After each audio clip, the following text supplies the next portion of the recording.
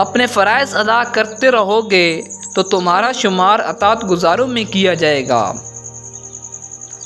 اللہ والوں کی ایک لحظہ صحبت 100 سالہ بے ریا عبادت سے بہتر ہے۔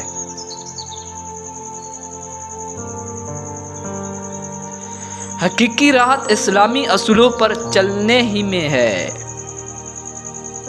اپنے آپ کو عظمت اور دوسروں کو حقارت کی نظر سے دیکھنے کا نام عجب ہے۔ نجات کیا ہے؟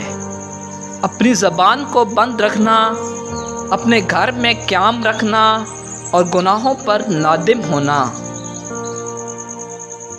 جس کام میں خود غرضی آ جائے اس کام سے برکت اٹھ جاتی ہے۔ فرمایا نماز روزہ اچھی چیز ہے، لیکن غرور حسد دل سے دور کرنا ان کو زیادہ اچھا بنا دیتا ہے۔ علماء کا فقر اختیاری ہوتا ہے اور جہلاء کا اضطراری۔ ہر کام اپنے بڑوں سے پوچھ کر کرنا چاہیے۔